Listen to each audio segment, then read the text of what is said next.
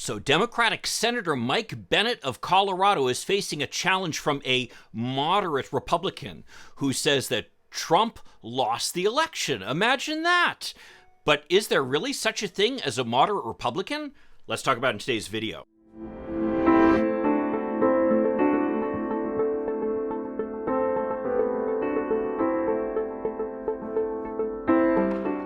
Hi, I'm Mike Greiner. I'm a lifelong Democratic activist who's concerned about the direction our country is taking.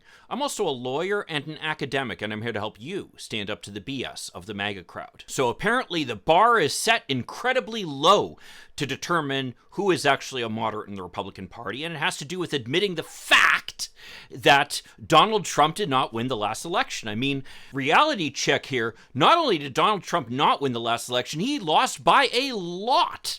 And the fact that they might not like that, well, it kind of really doesn't matter. But that's all it takes to be viewed as a moderate Republican. I mean, here we have Liz Cheney, who was defeated because she refused to say that Donald Trump actually won the election, despite all the evidence to the contrary. And people are viewing her as a moderate. Liz Cheney, the daughter of Dick Cheney, who took us into Iraq, for crying out loud, who has almost a 100% conservative voting record, and who cheered when the Supreme Court got rid of Roe v. Wade. I mean, if that's all it takes to be a moderate, well, I don't know what to say to that. Just the fact that McConnell announced that he will be all in for Bennett's Republican opponent, business person Joe O'Dea, should tell you all you need to know. I mean, let's just revisit some of the pieces of legislation that did not get a single Republican vote in the Senate, and which Republicans using the filibuster were able to block. This is despite the fact that there are supposedly so many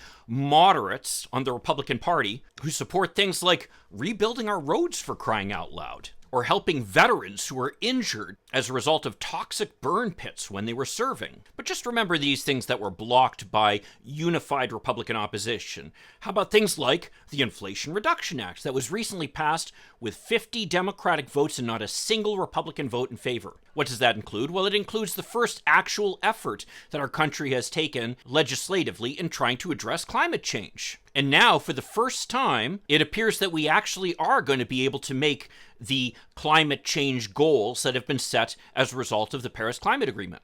It also allows Medicare to negotiate the prices of pharmaceuticals and extends funding to make it easier for people to buy health insurance. Oh my God, what terrible things. It includes slightly higher taxes on certain corporations and the wealthy, and a somewhat significant attack on the budget deficit. You can see why Republicans voted against this. Oh my God. Then, of course, you have voting rights. When they tried to take up essentially a reauthorization of the Voting Rights Act, which the MAGA Partisan Supreme Court has done so much to undermine, unified Republican opposition blocked that. Now, this is a reminder, by the way, that back in 2006, the Voting Rights Act reauthorization was passed unanimously in the Senate and was signed by that raving liberal President George W. Bush. So if you care about making sure people can vote and protecting our democracy, well, you can't vote for a Republican, no matter how moderate they seem. Similarly, abortion and gay marriage are on the ballot this year. They're being blocked in the Senate as a result of, again, Republican opposition. So if you care about these things, no matter how much a Republican might say, oh, I'm a moderate on these issues, voting for them is a vote for putting Mitch McConnell in charge and blocking any progress on these issues. And finally, Democrats have been extremely successful over the past couple years of appointing judges to the judiciary, essentially trying to roll back some of the attack on our judiciary that was made while Donald Trump was in office. Now, granted, we haven't been able to do anything about the Supreme Court. That's a story for another day. But at least that's something. And remember, Mitch McConnell said when Joe Biden came into office that he wouldn't even allow Joe Biden to appoint who he wanted to be his cabinet officials.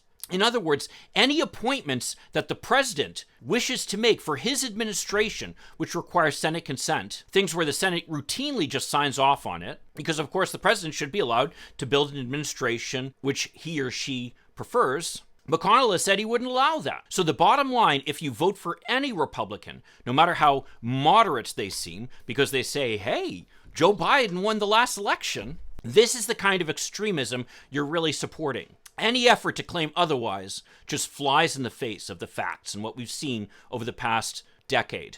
Well, if you don't believe me that Republicans really are the party of extremism, why don't you check out this video over here that I did a little while ago. The media keeps trying to both sides this issue, but really, there's no comparison when you look at the positions of the two parties.